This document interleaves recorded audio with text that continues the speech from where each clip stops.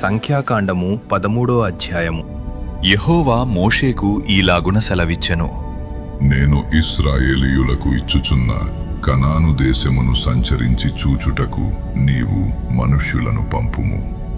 వారి పితరుల గోత్రములలో ఒక్కొక్క దాని నుండి ఒక్కొక్క మనుష్యుని మీరు పంపవలెను. వారిలో ప్రతివాడు ప్రధానుడై ఉండవలెను. మోషే యెహోవా మాట విని పారాను అరణ్యము నుండి వారిని పంపెను. వారందరూ ఇశ్రాయేలీయులలో ముఖ్యులు.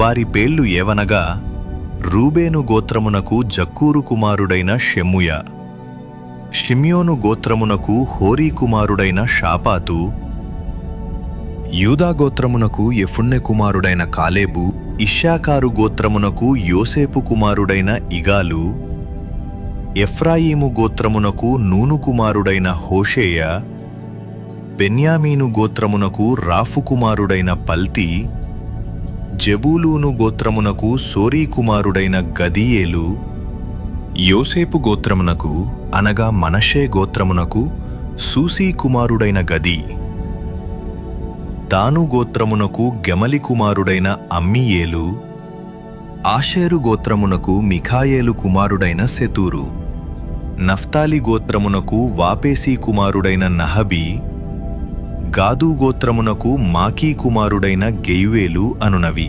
దేశమును సంచరించి చూచుటకు మోషే పంపిన మనుష్యుల పేర్లు ఇవి.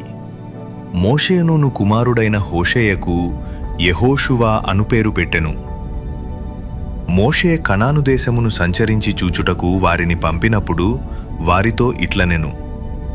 మీరు ధైర్యము తెచ్చుకొని దాని దక్షిణ దిక్కున ప్రవేశించి ఆ కొండ ఎక్కి ఆ దేశము ఎట్టిదో, దానిలో నివసించు జనము బలము గలదో బలము లేనిదో, కొంచెమైనదో విస్తారమైనదో, వారు నివసించు భూమి ఎట్టిదో, అది మంచిదో చెడ్డదో, వారు నివసించు పట్టణములు ఎట్టివో, వారు గుడారములలో నివసించుదురో కోటలలో నివసించుదురో, ఆ భూమి సారమైనదో నిస్సారమైనదో, దానిలో చెట్లున్నవో లేవో కనిపెట్టవలెను.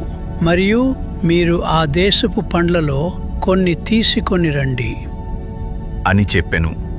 అది ద్రాక్షల ప్రథమ పక్వకాలము. కాబట్టి వారు వెళ్ళి సీను అరణ్యము మొదలుకొని హమాతుకు పోవు మార్గముగా రెహోబు వరకు దేశ సంచారము చేసి చూచిరి. వారు దక్షిణ దిక్కున ప్రయాణము చేసి హెబ్రోనుకు వచ్చిరి. అక్కడ అనాకీయులగు అహీమాను, షేషయి, తల్మయి అనువారుండిరి. ఆ హెబ్రోను ఐగుప్తులోని సోయను కంటే 7 ఏండ్లు ముందుగా కట్టబడెను. వారు ఎస్కోలు లోయలోనికి వచ్చి అక్కడ ఒక్క గెలగల ద్రాక్ష చెట్టు యొక్క కొమ్మను కోసి దండెతో 2 మోసిరి. మరియు వారు కొన్ని దానిమ్మ పండ్లను కొన్ని అంజూరపు పండ్లను తెచ్చిరి. ఇశ్రాయేలీయులు అక్కడ కోసిన ద్రాక్ష గెలను బట్టి ఆ స్థలమునకు ఎస్కోలు లోయ అను పేరు పెట్టబడెను. వారు 40 దినములు ఆ దేశమును సంచరించి చూచి తిరిగి వచ్చిరి. అట్లు వారు వెళ్ళి పారాను అరణ్యమందలి కాదేశులోనున్న మోషే అహరోనుల యొద్దకును ఇశ్రాయేలీయుల సర్వసమాజమునొద్దకును వచ్చి వారికిని ఆ సర్వసమాజమునకును సమాచారము తెలియచెప్పి ఆ దేశపు పండ్లను వారికి చూపించిరి. వారు అతనికి తెలియపర్చిన దేమనగా, నీవు మమ్మును పంపిన దేశమునకు వెళ్ళితిమి. అది పాలు తేనెలు ప్రవహించు దేశమే. దాని పండ్లు ఇవి. అయితే ఆ దేశములో నివసించు జనులు బలవంతులు. వారి పట్టణములు ప్రాకారము గలవి, అవి మిక్కిలి గొప్పవి. మరియు అక్కడ అనాకీయులను చూచితిమి.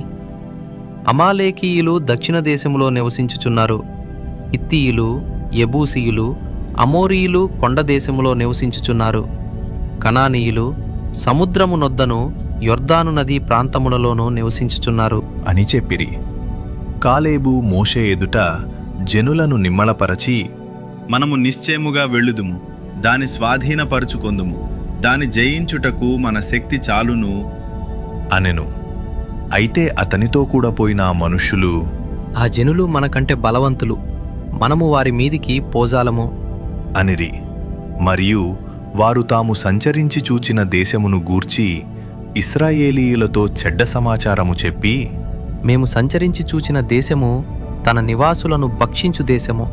దానిలో మాకు కనబడిన జనులందరూ ఉన్నత దేహులు.